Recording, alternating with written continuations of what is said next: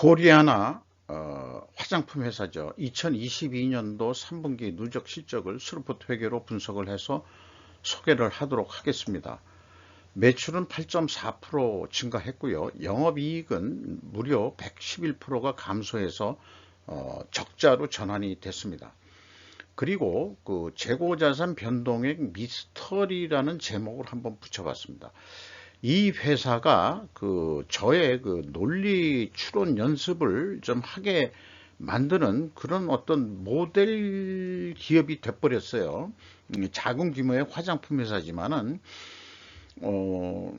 이 회계는 나름대로 그 논리 연습을 할 수 있는 훌륭한 도구라고 제가 주장을 하는 입장이기 때문에 논리 연습에 좀 필요한 내용들이 좀 있어가지고 좀 시간이 좀 걸릴 것 같습니다. 관심 있으신 분들은 좀 끝까지 봐주시면 대단한 영광으로 생각하겠고요.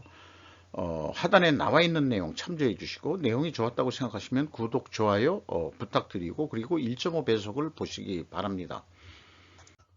매출 원가 회계 영업이익으로서 매출액은 전년 동기 대비보다 8.4%가 감소했고요.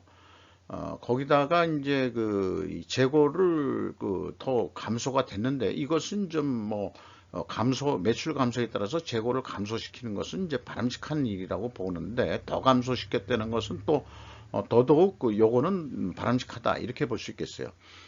그러니까 매출 원가가 조금 더 감소했으니까 상대적으로는 매출 원가가 좀 상승했다 이렇게 볼 수 있는 거죠. 그래서 판매 관리비도 내렸지만은 결과론적으로는 영업이익이 원가 회계상으로는 120%가 추락을 해가지고 적자 2,500만 원이 나타났습니다.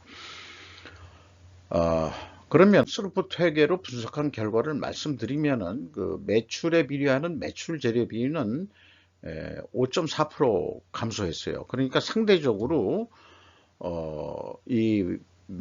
그러니까 원재료 가격이 더 상승했다 이렇게 좀 추론을 할 수 있겠어요. 일자 추론에. 그리고 스루포트 환산 재고로도 7.5% 감소했으니까 여기 이제 적게 감소했으니까 이것도 재고가 좀 증가했다 이렇게 볼 수 있는 거고요. 또 이것도 원재료 가격이 상승했다 이렇게 또 볼 수 있는 거겠습니다. 수루풋율은 1.1% 하락을 했고요. 마진율이 줄었다는 얘기죠. 그리고 운영비용이 8.7% 줄였습니다만은 결과론적으로 생산성이 1% 하락을 해가지고 영업손실 4,400만 원, 원가회계 영업손실보다 1,900만 원이 더 손실이 난 입장입니다. 111%가 영업이익이 추락했다. 이렇게 결론이 납니다. 그러면은 예상한 거와 마찬가지로 재고자산이 5천만 원이 증가했어요. 근데 전체 재고자산은 크게 변동이 없는 거로 올해는 그렇게 되어 있습니다. 근데 이 작업을 하면서 코리아나가 저한테 시간을 낭비하게 만드는데 수치를 문자 속성으로 공개해서 제가 작업을 하는데 일일이 다 숫자로 다시 숫자 속성으로 다시 재입력을 했단 얘기예요. 그래서 회계 단위로 세 단위마다 이렇게 쉼표 하는 것을 표시가 안 됩니다. 그대로 입력을 하면은 그래서 일부러 WCA는 제가 가공을 한 작업을 한 수치이기 때문에 이건 제가 일부러 회계 단위 수치로 표시를 한 것입니다. 코리아나의 경우 재고자산 명세를 상기 재고 흐름 양식에 의거 공개해야 할 충분한 이유가 있다. 우선 말씀드리겠어요. 재고 흐름이라는 게 기초 재고가 있으면은 재고자산을 얼마 매입을 했고 그 다음에 이 생산을 위해서 출고를 얼마 했고 만약에 폐기가 있다면 폐기 얼마, 타개정 대체는 또 얼마 해서 모두 출고가 얼마가 됐기 때문에 기말 재고가 얼마다 이런 식으로 얘기를 해야 될 것입니다. 그런데 이런 표를 주석 내용 가지고는 전혀 우리가 알 방법이 없죠. 그래서 이 내부 회계 관리 제도의 재고 흐름을 도입해야 된다고 저는 주장하는 입장입니다. 내부 회계 관리 제도에 대해서 제가 또 용역도 한번 수행을 해본 입장이기 때문에 이런 방향으로 우리가 내부적으로도 점검을 해야 된다. 이렇게 하는데 코리아나는 내부 회계 관리 제도를 어떻게 하는지 모르지만 아마 형식적으로 하고 있을 거예요.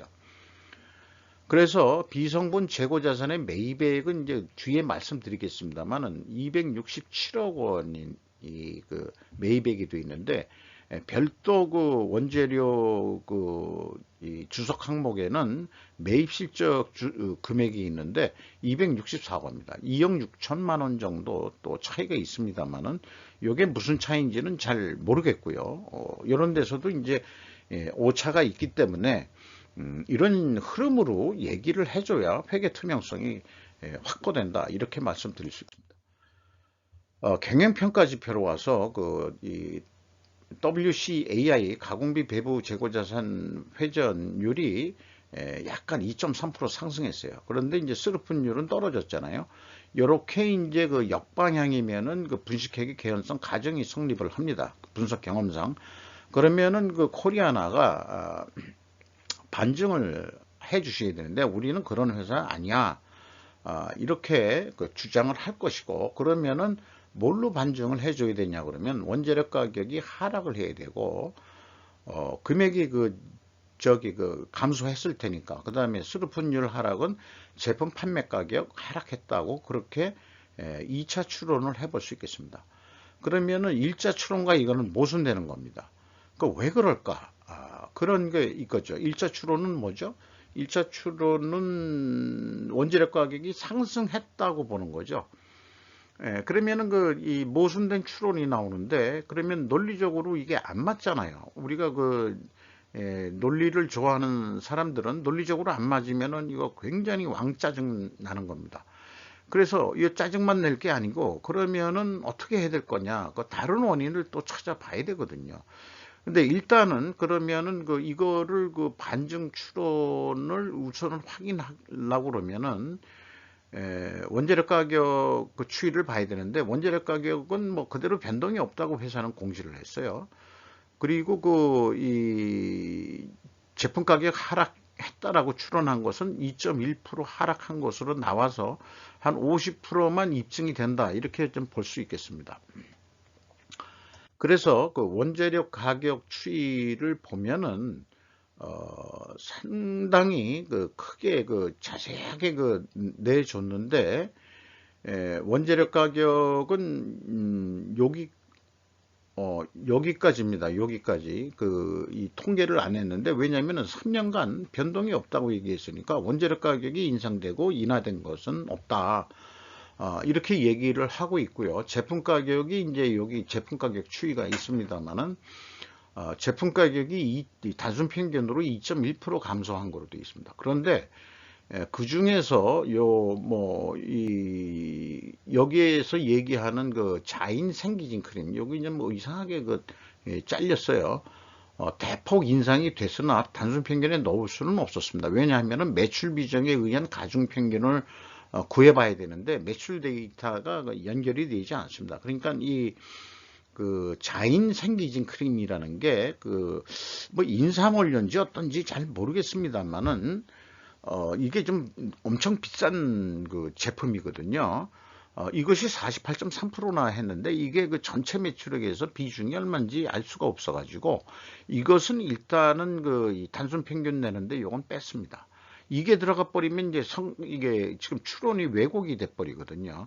나름대로 요거 뺀 것은 뭐 합리적이다. 합리까지는 아니지만은 뭐 적절한 통계 이 평균을 낸 거 아닌가 뭐 이렇게 생각합니다. 요게 이제 이 매출액만 알았다 그러면은 실제 얼마나 영향을 미쳤는지 좀 볼 수는 있을 텐데. 근데 작년에는 뭐 전부 다 이 제품 가격들이 인하가 됐었고요. 올해는 뭐 인하된 것도 있고 그 다음에 뭐 인상된 것도 있지만은 요즘 하도 장사들이 안 되니까 경쟁이 심해서 그런지 판매 가격들을 좀 내리고 있네요. 그래서 비용의 성격적 분류 내용을 보면은 이게 이제 이 코리아나가 제가 분석을 하는데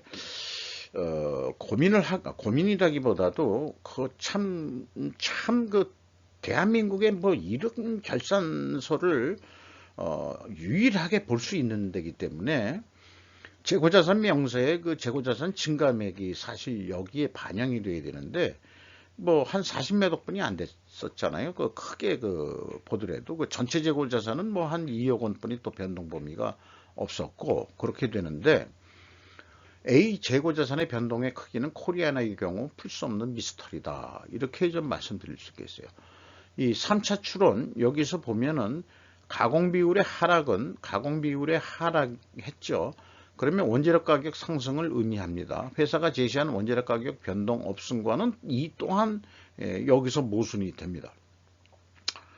그러니까 그 앞뒤가 안 맞는 그 데이터들을 공시해 놓고 투명하다고 주장하시는데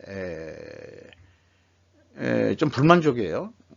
그리고 이 금액이 도대체 어떻게 산출돼서 나오는 금액이길래 이러냐 이게. 그리고 재고자산 매입액은 아까도 재고자산 명세에서 재고 흐름 양식으로 해야 된다 그럴 때 어느 정도 뭐 크게 2억 6천 분이 그 갭이 없었죠. 그럼 이거는 재고자산 매입액은 얼추 맞는 금액이다 이거예요. 그러면 이 금액은 도대체 어디서 나온 거냐. 뭐 이런 얘기예요. 뭔가 연속적인 작년에도 그렇고 그러니까 분명히 특별 원인이 존재할 것인데 이것을 해명하지 않는 한 분식회계 개연성 가정은 유효할 것입니다. 결론은 미스터리다 그랬는데 그 미스터리가 분식회계 하지 않았느냐, 개연성이 있다 하는 게 이제 제 분석 의견입니다. 그래서 좀 논리표로서 충분 조건이라는 논리표로서 좀 이해를 돕기 위해서 한번 좀 설명을 해볼까 하는데요. 충분 조건이라는 게 이제 만약 뭐뭐 하되면은 그러면은 어떻게 될 것이다 이런 얘기거든요. 가공 비율이 하락을 한다면 원재료 가격은 상승했을 것이다. 왜냐하면은 이 가공비 배부 재고 자산율이 하락하기 때문이다. 이렇게 되거든요. 근데 결과는 뭐예요? 회전율이 조금 올랐잖아요. 그러면은 이런 게 논리 모순이 되는 거죠. 이렇게 될 때는 뭔가 다른 원인을 찾아야 됩니다. 필히 존재할 다른 결과를 우리는 찾아야 됩니다. 그래서 글로 정리한 거를 다시 읽어보면은 실제 원인 과정과는 달리 WCA 회전율은 상승했다. 모순이다. 모순은 논리적으로도 해결돼야만 한다. 필히 존재할 다른 결과를 찾아야 한다. 그래서 많은 기업들한테 제가 의견을 얘기할 때는 수량으로 재고 회전율을 산출하면은 하락할까? 이렇게 좀 질문을 던져 볼 수 있겠어요. 그러니까 이제 수량은 많다 이거죠. 왜냐하면 가격이 또 하락을 했고 뭐 이런 것 등이니까. 그런데 이제 우리는 이제 외부에서 수량으로 접근할 수 있는 데이터는 우리는 전혀 가지고 있질 못하죠. 그러니까 확인할 수 없어가지고 진짜 이런 기업은 제가 오디트를 좀 해보고 싶은데 그럴 만한 사회적인 역량이나 또 그런 법적인 자격도 없고 그런 입장에서는 뭐 마음만 그렇다는 얘기예요. 따라서 현재까지 밝혀진 데이터를 전제로 했을 때 재고자산 매출원가 분식회계 개연성 가정은 반증되기 전까지는 유효할 것이다라고 얘기를 할 수밖에 없는 것입니다. 네. 그리고 회계는 논리적 사고 연습의 훌륭한 교재가 될 수 있다고 저는 생각을 합니다. 우리가 뭐 논리 교육을 해가지고 논리야 놀자 뭐 이런 거 어쩌고저쩌고 하는데 회계도 배울 겸 해가지고 논리 교육을 이걸로 하면은 훌륭한 교재가 되지 않을까 저는 그렇게 생각을 해요. 예. 뭐 바뀐 게 없죠. 네. 그리고 추가적으로 그래서 제가 핵심적인 데이터를 연결 재무제표 주석으로 추적해 보더라도 재고자산의 변동력이 역시 턱없이 크다. 연결재무제표로 보도 과연 어떤 특별 원인 등이 있을까? 정발 오디트를 해보고 싶다.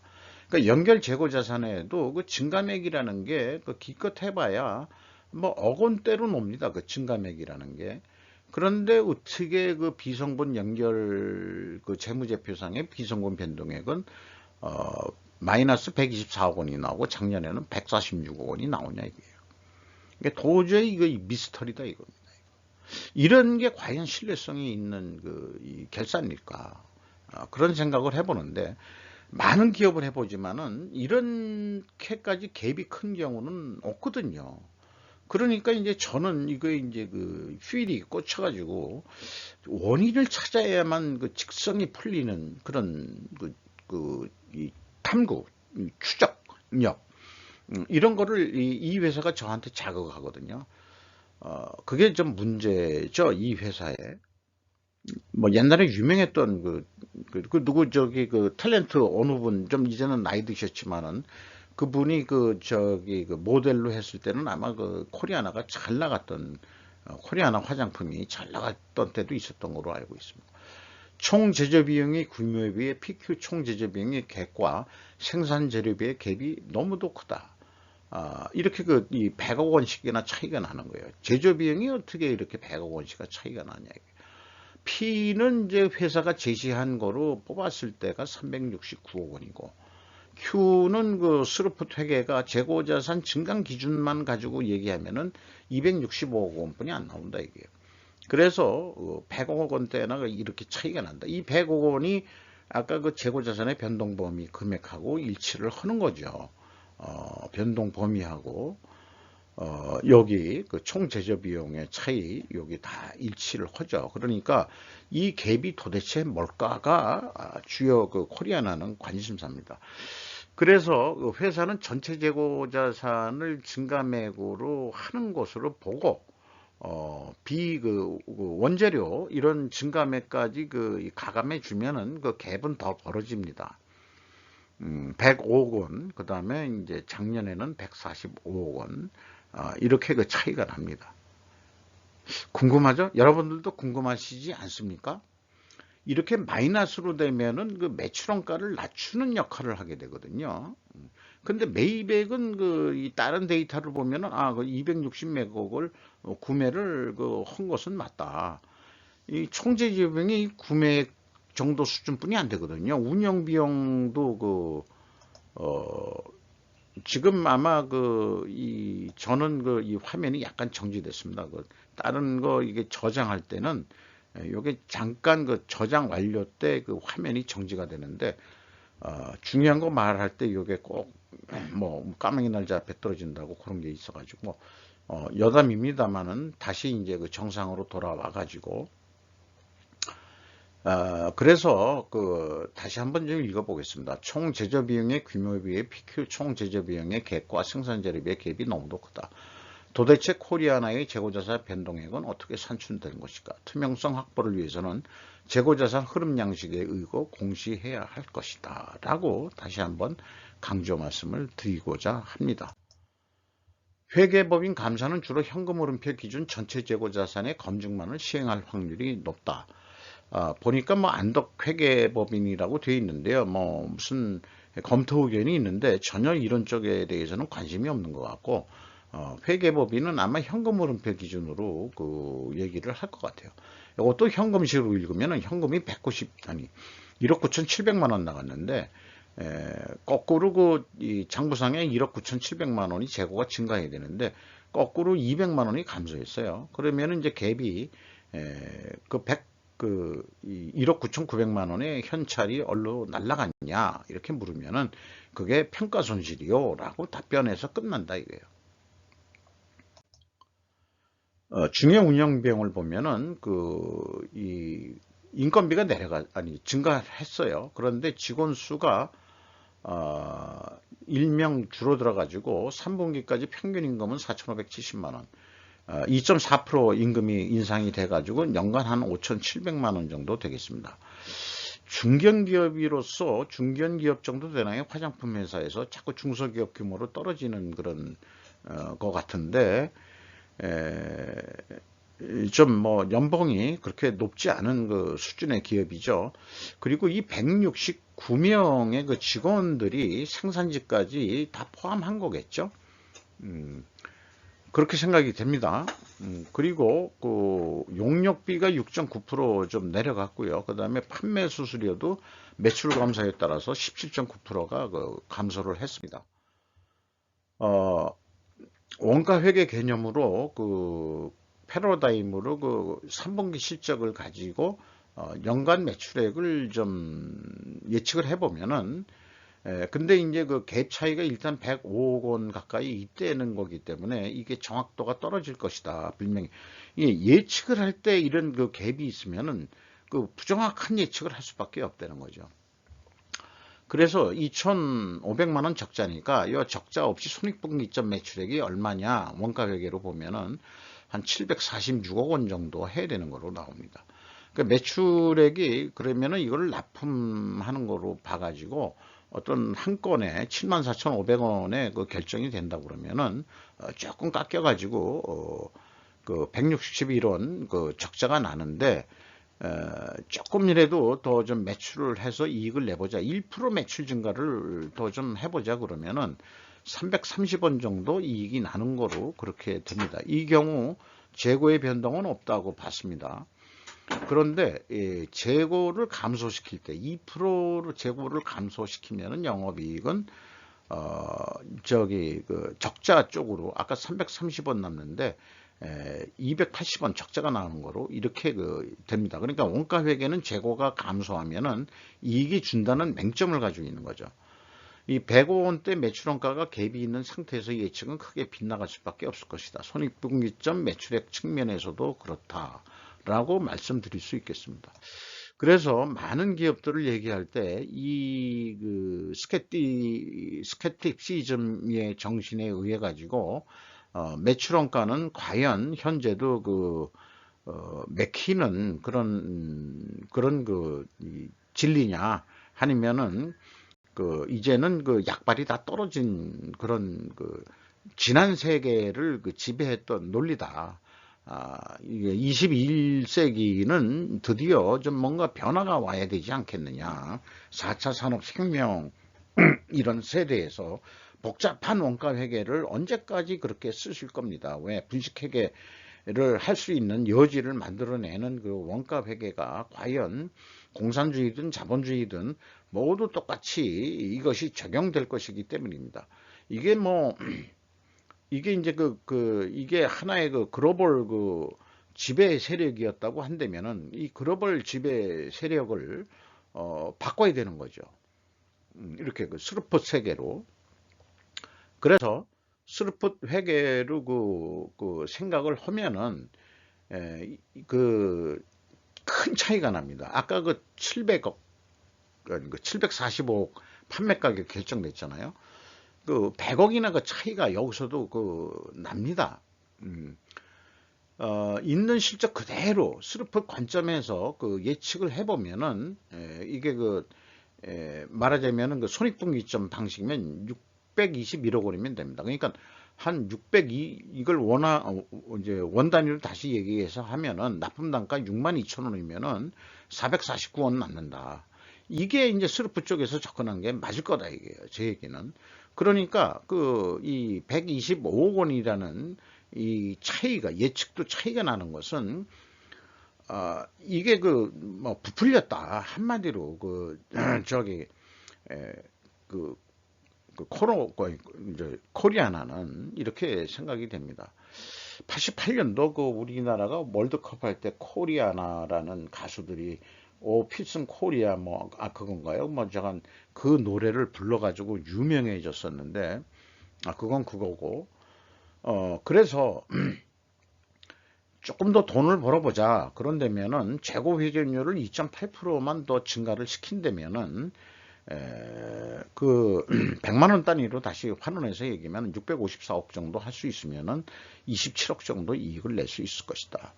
그런데 재고를 2.8% 그냥만 감소시킨다면은 어떻게 되냐? 그러면은 그 변동은 없다 이게요. 이거는 원가 회계에 그 세뇌되면은 야 그럼 재고가 감소되면 어떻게 되는데 스르프 쪽은 이렇게 질문 자체가 나오는 거는 원가 회계에 아직도 젖어 있다는 젖어 있는 질문일 수밖에 없는 거죠. 왜냐 그러면 그 스루포트 회계는 매출에 비례하는 매출 재료비만 신경 쓰고 재고의 증감은 신경을 안 쓰는 게 아니고 여기에 영향을 안 미치는 거예요. 그러니까 얼마나 단순한 그 손익계산이냐 이거죠. 그런데 이제 그 재고 회전율을 증분한다는 것은 그만큼 매출을 더 일으켜 가지고 재고 생산을 더 안 하고 있는 재고를 더 판매를 해서 재고를 줄인다는 개념이거든요. 이 왼쪽에 있는 거는. 요거는 그 생산을 감소시켜서 재고만 줄인다고 할 때, 그러면은 어떻게 그 손익이 영향이 있겠냐 이렇게 물어보면 스루프 쪽은 원가 회계는 물론 아까 영향이 있어서 그 영업이익이 더 줄죠. 이 영업 손실로 돼버리죠. 가뜩이나 그 저기 흑자로 조금 해놓은 게 그러면은 그 이 차이가 그 재고를 이 줄이는 것은 여기서 사실은 질문이 성립이 안 되는데 자관 이렇게 이걸 바벨 전략이라고 제가 얘기를 해서 재고만 줄일 수도 있겠다. 그거를 현실적으로 무시하는 게 아니지만 재고만 줄인다고 하더라도 결과는 이익은 뭐 크게 영향 미치는 건 없다. 계약했을 때 예상하는 그 영업이익 외에는 아니다. 그래서 실제 그 영업이익은 연말에 한 23억 범위 내에서 그 탄착권이 형성되지 않을까 이렇게 생각을 합니다. 분식회계 의혹의 원가 회계 예측보다 스루프 관점의 예측은 충분히 판매 가격을 낮추어도 이익을 낼 수 있음을 시연해 보이고 있습니다. 이 시뮬레이션이 이런 걸 해서 지금 그 회사는 125억이라는 그 부풀린 매출액을 부풀렸든지 뭔가를 부풀려 가지고 한다. 그러니까 충분히 합리적인 이 매출 예측을 원가 회계로 했던 그 비성분 데이터를 기준으로 해서는 합리적인 예측을 할 수가 없다. 매출을. 그러니까 스루풋 회계만이 합리적인 매출 예측을 할 수 있다. 이렇게 저는 주장하는 바입니다. 여러분은 어느 회계를 따르시겠습니까? 오로지 현재 외롭게 제가 떠들고 있습니다만은 이 원가 회계 글로벌 그 세력을 몰아내기 위해서 말이죠. 주가를 보면은 785원이 내려가서 그래도 아직까지 114% 100% 이상을 유지하고 있습니다. 제 생각에는 이거 더 내려가야 되는 거 아니야? 뭐 그런 기분도 들어요. 그리고 주주를 보면은 유학수 씨의 특수관계인 주로 그 친인척인 것 같습니다만 15%인데 이 85%가 그러면 외부인 아니에요? 우리 그 일반 개미 주주들도 많이 계시고 이렇게 되는데 이렇게 이 본인들이 그 회사를 지배하는데 15% 정도 가지고 회사를 지배한다 그러면 또 외국인도 관심이 없어요. 외국인이 뭐 지분율을 가지고 있는 것도 거의 없더라고요. 네이버 거기에서 확인을 해보면은 그러니까 한 85%가 다른 분들이 가지고 계시는데 여러 증권회사도 가지고 있을 수 있고 증권회사는 결국 개미들이 모아서 해준 돈 가지고 하는 거니까 이게 떨어지면 곤란하죠. 그러니까 이렇게 100% 이상으로는 하지만 그래도 31%가 떨어져 있는 상태입니다. 코리아나가 뭔가 이 재고자산의 흐름을 흐름 양식에 의해서 한번 공개해 줘야 되지 않겠느냐 라고 생각을 하면서 코리아나에 대한 올해 3분기 누적 실적을 스루프트 회계로 분석을 해서 소개를 해 드렸습니다. 거의 뭐 30분가량 걸린 이 시간을 좀 빠르게 보셨으면 좀 빠르게 보셨을 텐데 내용이 좋았다고 생각하시면은 구독, 좋아요 꼭 부탁드리겠습니다. 이상 마치도록 하겠습니다.